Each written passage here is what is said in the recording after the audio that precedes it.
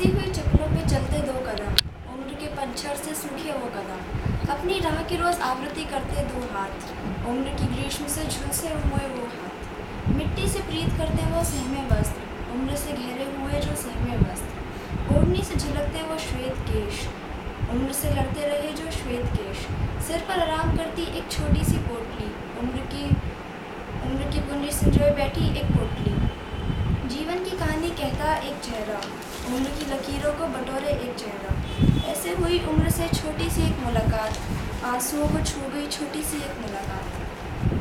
वृद्धावस्था एक ऐसी अवस्था है जो सभी के जीवन में आती है। यहाँ आकर मनुष्य की जिंदगी के सभी भेदभाव समाप्त हो जाते हैं। पुरुष, महिला, धनवान, गरीब, शिक्षित, अशिक्षित, सभी के चेहरे झुर्रियों के साथ मुरझाने लगते हैं और यहाँ तक कि उनके अपनी देह भी उनका साथ छोड़ने लगती है। तरह तरह की मानसिक व्याधियाँ पीड़ा देती हैं और एक स्तर पर डॉक्टर भी हाथ खड़े कर देते हैं।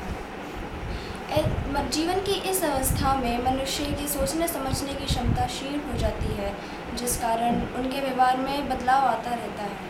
कभी वे ग्रीष्म ऋतु की तरह गर्म व उत्तेजित हो जाते हैं तो कभी शीत ऋतु की तरह ठंडे व शांत। वो इस अवस्था में दूसरों पर निर्भर हो जाते हैं। वृद्ध लोग अनुभव से परिपूर्ण होते हैं, जो कि युवा पीढ़ी के काफ़ी काम आता है, पर फिर भी वृद्धजन उन पर अनचाहा बोझ बन जाते हैं। तो आइए आज मैं आपको ले चलती हूँ अपने दादाजी के पास, उनसे उनकी वृद्धावस्था के बारे में जानने के लिए।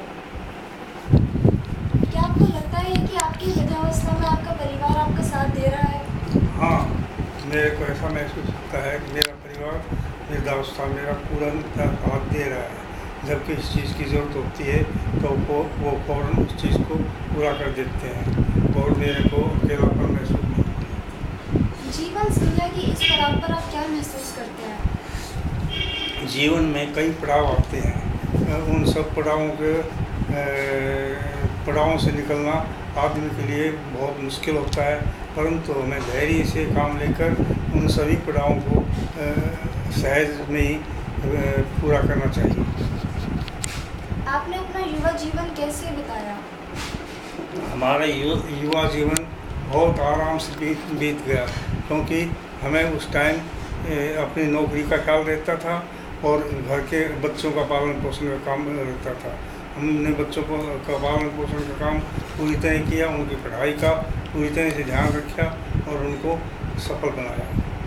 आजकल की युवा पीढ़ी में गिरते जीवन मूल्यों पर आप क्या विचार रखते हैं और इसके लिए आप क्या सुझाव देना चाहेंगे? आजकल के जीवन स्तर का गिरने का कारण बुजुर्गों को सही सुलभ सहायता नहीं मिलती। जैसे कि बच्चे चाहते हैं कि हम कहें वैसे करें, तो बुज़ुर्गों के लिए बहुत मुश्किल हो जाता है, क्योंकि बुज़ुर्गों के अंदर अपना अनुभव ज़्यादा होता है और उसके हिसाब से बच्चे को अनुभव बताते हैं। अगर बच्चे उन्हीं अनुभवों पर चल के काम करें तो और जीवन सफल बन सकता है।